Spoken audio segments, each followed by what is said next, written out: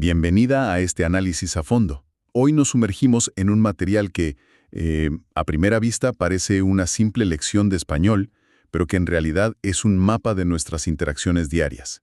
Totalmente. La fuente es una transcripción de un vídeo del canal El Eco del Español que se titula 20 conversaciones naturales para intermedios. Exacto. Y nuestra misión aquí no es, digamos, analizar la gramática, sino más bien hacer un poco de antropólogas, ¿no? Vamos a ver qué nos cuentan estas pequeñas escenas sobre cómo nos relacionamos, cómo gestionamos los problemas O cómo compartimos nuestros sueños incluso. o cómo compartimos nuestros sueños. Se trata de desentrañar esas dinámicas sociales que se esconden en diálogos que parecen muy sencillos, pero que están llenos de estrategia, de emoción y, bueno, de mucho humor. Para organizarnos un poco, hemos agrupado las conversaciones en grandes temas que yo creo todo el mundo va a reconocer. Vamos a empezar por el principio de todo, el arte de socializar. El gran arte. Desde ese momento un poco incómodo de conocer a alguien nuevo, pasando por la comodidad de los amigos de siempre, hasta el vértigo de, arriesgarse un poquito más. Vamos a desgranar esto. Venga. La primera conversación es un clásico absoluto. Lucía y Diego. Se conocen en un intercambio de idiomas. Es el manual perfecto de cómo se rompe el hielo. Sí. Se presentan, preguntan de dónde son, y Lucía cuenta que es de Málara, pero que está en la ciudad por unas prácticas. Lo típico. Pero aquí, justo aquí, es donde ocurre la magia social. No es un interrogatorio, no es un intercambio de datos. Cuando Diego menciona lo difícil que es soltarse a hablar, Lucía responde con la frase clave. ¿Cuál es? Ella dice, a mí me pasó lo mismo cuando empecé a estudiar inglés. Y con eso, la conversación cambia por completo. Es verdad. Se establece una conexión inmediata. Pases de ser dos extraños intercambiando información a ser dos personas que comparten una experiencia. ¿Por qué es tan efectiva esa frase? Porque la vulnerabilidad compartida es una herramienta social potentísima. Al admitir una debilidad, una dificultad pasada, Lucía está, en cierto modo, bajando la guardia e invitando a Diego a que haga lo mismo. Claro. Crea un espacio de confianza casi instantáneo que va mucho más allá de la simple cortesía. Es el atajo para pasar de un intercambio de información a una conexión humana. Se genera lo que en psicología social llamamos rapport, una sintonía. Y de esa sintonía inicial, el material nos lleva al extremo opuesto, a la conversación entre Marta y su amigo para quedar. Esto es todo lo contrario. Es rápida, es casi telegráfica. Sí, está llena de códigos internos. Exacto. Cuando él le pregunta dónde quedan, ella no dice, en la cafetería de la esquina de la plaza. No, ella dice, en la de siempre, en la Plaza Real. Y ya está. Es que la de siempre es un universo de significado para ellos dos. El lenguaje, con la confianza, se vuelve increíblemente eficiente y a la vez yo creo que más afectuoso. Se omiten detalles porque se presuponen. Claro. Y fíjate en el pique sobre la impuntualidad. Él dice, llego en media hora. Y ella responde al instante. O sea, media hora tarde, ¿no? Ja, eso es. Eso solo se lo puedes decir a alguien con quien tienes una historia y sabes perfectamente que se lo va a tomar a broma. Claro. Si Diego le dijera eso a Lucía en su primera conversación, probablemente no habría una segunda. Demuestra cómo el idioma no es algo estático, ¿sabes? Se adapta como un guante a la profundidad de la relación. Totalmente. Es un espectro.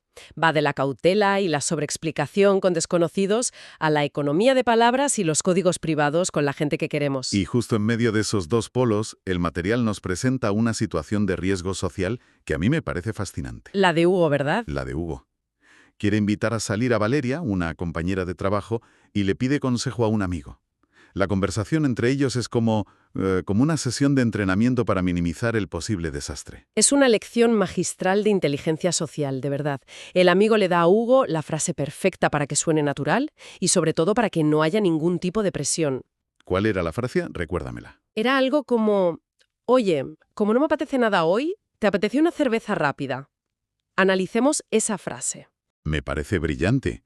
El como no me apetece nada hoy crea un contexto de espontaneidad, no de algo que lleva planeando una semana. Claro, no hay expectativas. Y lo de cerveza rápida rebaja todavía más el compromiso. Es casi un plan que no es un plan. Justo. El énfasis en que sea casual, sin agobio, sin drama, eso no es accidental. Es un lenguaje diseñado para proteger los sentimientos de ambas partes. Y la relación laboral sobre todo. Y, crucialmente, para mantener la buena relación laboral, pase lo que pase. Si ella dice que no, no pasa nada. Era una idea loca de última hora. Si dice que sí, genial. Se crea una salida de emergencia para los dos. Entiendo la estrategia. Es muy astuta. Pero, ¿no se corre el riesgo de que suene tan casual que la otra persona ni se dé cuenta de que es una invitación con un interés detrás? Ese es el gran dilema. Claro. ¿Dónde está el límite entre protegerse y no ser claro? Pues yo creo que la respuesta depende mucho del contexto. En un entorno laboral como este, la prioridad absoluta es no crear tensión, no crear una situación incómoda que tengan que gestionar al día siguiente en la oficina. La frase es solo la puerta de entrada. Una forma de tantear el terreno. Exacto, una forma de abrir la posibilidad. El mensaje real, el interés, probablemente se transmite más con el lenguaje no verbal, con la mirada, con el tono. Es una estrategia pragmática, más que cobarde. Visto así, tiene todo el sentido del mundo. Pasamos del riesgo de invitar a alguien a salir a un terreno que todos conocemos muy bien, el de los pequeños y grandes desastres cotidianos. Mi parte favorita. Y es que no todo es socializar con éxito. A veces las cosas salen rematadamente mal, y ahí es donde el material se pone realmente divertido. Desde luego. Son situaciones con las que es muy fácil identificarse, porque a todo el mundo le ha pasado algo parecido. Empecemos con el viaje a la playa de Roberto, una catástrofe de principio a fin. Las descripciones que usa para contárselo a su amiga son oro puro. Son buenísimas. Dice que acabó rojo como una gamba cocida, que su sobrina lo bautizó como tomate móvil. Tomate móvil. Y el momento cumbre que es despertarte con una gaviota comiéndose tu chancla. Es que es surrealista. Aquí vemos un mecanismo psicológico que es fundamental. El humor como herramienta para gestionar la frustración. Roberto podría estar quejándose amargamente, pero no lo hace. No. En su lugar, utiliza la hipérbole, la exageración con un fin cómico, y al hacerlo, transforma una mala experiencia en una anécdota divertida para compartir. Es una forma de recuperar el control, ¿no? Ya no eres la víctima de la gaviota, eres el narrador de una comedia. Exactamente. Te apropias de la narrativa del desastre y la conviertes en capital social, en algo que puedes ofrecer en una conversación y que genera risas y conexión. Es verdad. Y es muy significativo que en su relato lo único que salva ese fin de semana desastroso es la cena, las gambas al ajillo. Un solo momento placentero tiene el poder de redimir todo lo demás. Y de la playa nos vamos a otro campo de minas emocional, la cocina. Uf. El diálogo entre Daniela y Raquel es un monumento al fracaso culinario. Por un lado, Daniela describe su intento de hacer sushi como terrorismo doméstico, Es que la expresión es genial. usando atún un poco gris y arroz de ayer. Pero lo de Raquel es de otro nivel. Consiguió quemar el agua de una olla, quemar el agua. Es casi un talento. Y la frase de su vecina al ver el panorama es épica. Cariño, eso ya no es cocinar, es arte moderno. Lo fascinante aquí es el uso del humor autocrítico. Ambas se describen a sí mismas como un completo desastre, sin ningún filtro, y al hacerlo crean un vínculo fortísimo sobre ese fracaso compartido. No compiten por ver quién cocina mejor. No, compiten por ver quién es peor, y en esa competición a la baja encuentran una complicidad enorme. La conclusión a la que llegan, pedimos comida siempre, es la solución práctica que nace de esa aceptación mutua. En ese momento su amistad se fortalece más que si hubieran cocinado un plato perfecto. Y el material sigue con una ráfaga de estos momentos tierra trágame. Como el pánico de descubrir en una cita de Tinder que la otra persona es tu prima lejana. Ese ejemplo es extremo, pero ilustra muy bien un tipo de pánico social muy concreto, el de romper un tabú sin querer. El horror no viene de que la cita vaya mal, sino de haber cruzado una línea social que es fundamental. Y el detalle de recordarla haciendo malabares con naranjas en la comunión lo hace todavía más surrealista y divertido. Totalmente. Y luego está el otro ejemplo, el de ir a una entrevista de trabajo disfrazado de pirata por una confusión. Ahí el problema es otro. Es el choque total de contextos. La inadecuación absoluta. Exacto. Llevas el código de vestimenta del ocio al espacio más formal posible. Cada uno de estos desastres nos enseña algo distinto sobre las reglas no escritas que gobiernan nuestra vida social. Claro. Y es que no todo en la vida va a ser reírse de las desgracias. El material también nos muestra conversaciones donde lo que está en juego son las opiniones, los sentimientos o incluso los sueños.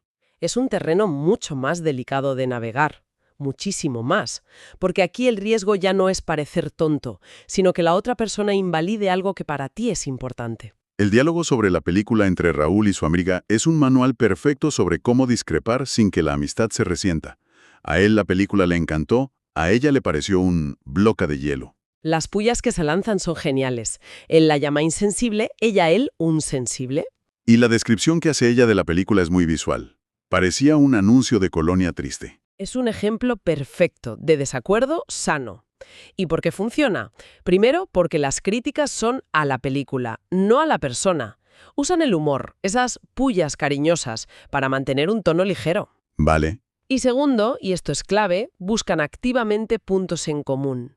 A pesar del desacuerdo, los dos coinciden en que la actriz estaba bien o que la banda sonora era buena. Es como si dijeran, vale, no estamos de acuerdo en lo principal, pero seguimos estando en el mismo equipo. Esa es la idea. Y lo sellan yéndose a por un helado.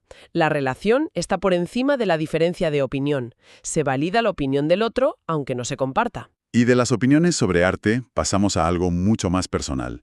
Los grandes sueños. La conversación entre Adrián y Sara sobre dejarlo todo es muy, muy reveladora. Es la clásica charla de ¿y si lo mandamos todo a la porra? Pero lo interesante es cómo contrastan sus fantasías. Son dos visiones de la libertad muy distintas. Él quiere la aventura nómada. Sí, venderlo todo, comprar una furgoneta y recorrer Latinoamérica. Es el sueño del movimiento constante. Mientras que ella quiere el sueño del arraigo, de crear un lugar. Quiere abrir un chiringuito en la playa, pero con detalles muy concretos, muy personales. Tapas de mi abuela y vino blanco fresquito. Su sueño tiene raíces, tiene sabor a hogar. Y aquí es donde la conversación podría haberse quedado, en un simple intercambio de fantasías que se desvanece al día siguiente. Muchísima gente tiene estas charlas. Sí, es muy común. Lo crucial, lo que hace que este diálogo sea diferente, es la transición que ocurre después. Pasan del ¿qué pasaría si? Al ¿cómo podríamos empezar? Es verdad. Adrián dice algo como podría empezar a ahorrar un poco cada mes. Y Sara responde, yo podría probar las recetas de la abuela con mis amigos los fines de semana. ¿Y de repente? De repente, el sueño ya no es una nube lejana. ¿Ya no? Acaban de convertir una fantasía abstracta en un proyecto, con un primer paso tangible, pequeño y alcanzable. Ese es el momento mágico. Es un acto de apoyo mutuo potentísimo. No se dicen, eso es una locura. No, se ayudan mutuamente a construir el primer peldaño de la escalera. Y ese puede ser el verdadero catalizador del cambio en la vida de una persona. Que alguien escuche tu sueño y en lugar de juzgarlo, te ayude a imaginar el primer paso. Al final, hemos hecho un viaje a través de conversaciones que en el fondo son un reflejo de la vida misma. Hemos visto a gente vulnerable al conocerse, a amigos usando su propio idioma secreto. Y a otros, calculando riesgos para no dañar una relación. Hemos visto cómo el humor nos sirve para transformar el desastre en anécdota, cómo podemos discrepar con cariño y, sobre todo, cómo una simple conversación puede ser el lugar donde nuestros sueños empiezan a tomar forma. Exacto. Lo que revelan estas escenas es que el lenguaje es mucho más que palabras. Es la herramienta que usamos para conectar, para navegar situaciones incómodas, para construir lazos a través de la risa y para dar forma a nuestras aspiraciones. No son solo lecciones de español. Para nada.